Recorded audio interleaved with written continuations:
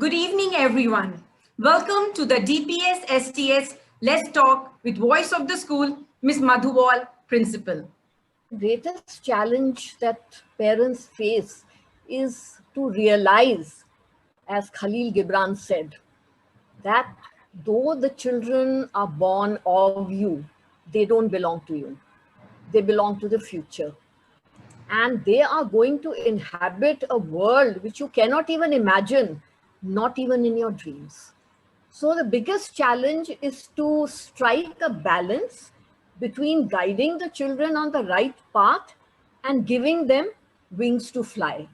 No, you have to understand what your child's aptitude is, what is his area of interest, and not impose your ideas on them.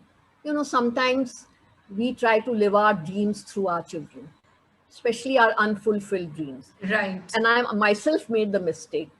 In fact, I regret it till today. I pushed my son into studying science when he was in school at Mayo College. And actually, he was not cut out for science. And had I permitted him to study economics and business studies, even though he's doing very well in his career, I'm sure that he would have gone much further had I allowed him to follow his own dreams, his own passions. So this is one challenge that we as parents face, and of course it's the numerous sacrifices that we have to make for our children. Daughter, you spoke about your son. Ma'am, is there any way guilt? Parents mostly go through this guilty conscience that they cannot give enough time to their children.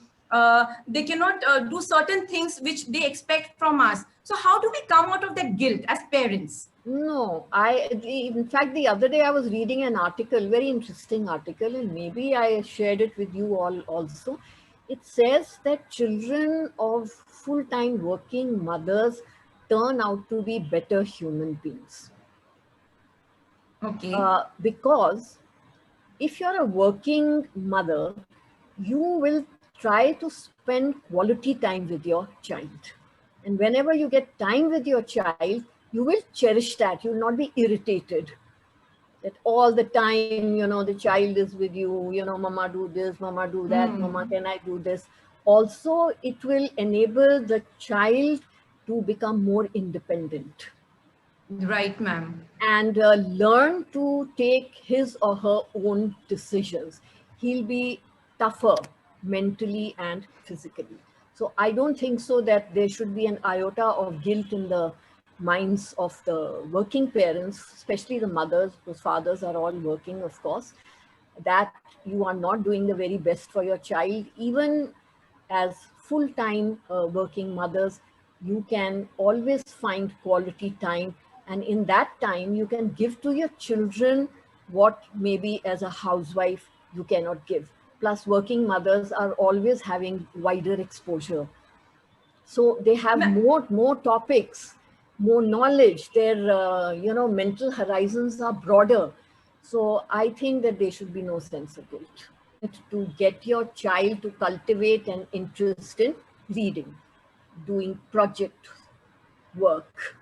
You can help your child do project work, sort out old albums, look at family photographs, share with children stories of their childhood or your childhood, which would be more interesting, that how you grew up in a totally different world.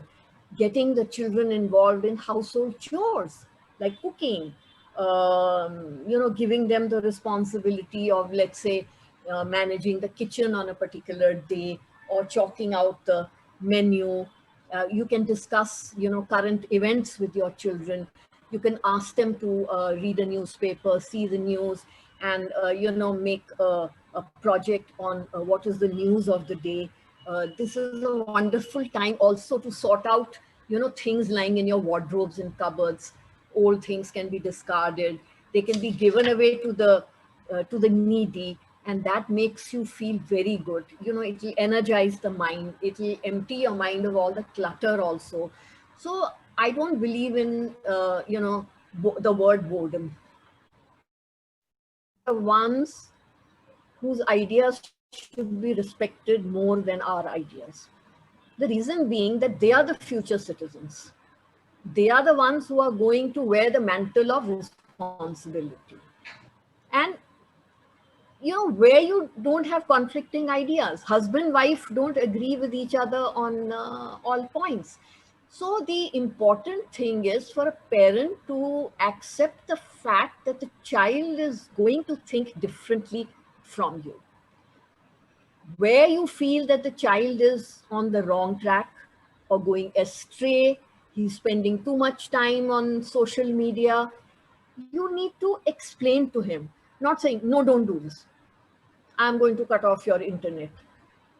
So then, the respect doesn't come. But if you explain to the child that, look, social media is all very well, but you need to spend restricted hours on that, or restricted time, then a sense of respect will grow. And another thing is that never humiliate or insult your child. However silly you may find his views, always lend a willing ear to his ideas. Not just say, that because my child has, got so many marks, he's successful. So I would say that have an open relationship, be a friend to your child, be a mentor. The child must have the confidence to confide in you. A young girl in Bangladesh, she committed suicide because her parents did not buy her a new Eid dress that she wanted. Now, why did she commit suicide? Because when she must have been young, the parents must have been giving in to all her demands. And because they were giving in to all her demands, once when they decided to say no, she just could not bear it. Counsel the child that, look, every child has his own potential. Everybody cannot be a 99%er. There are variations. Everybody's potential, capabilities, interests are different. And this is just another exam. The real exam is the exam of life. And that's why I keep harping on life skills. That's why I talked about all those skills. Make your child understand that just this knowledge is not enough unless you can apply this knowledge to real life situations. Memo from a child to parents, teachers. Don't spoil me. So thank you so much. Thank you so much for being in this show, ma'am.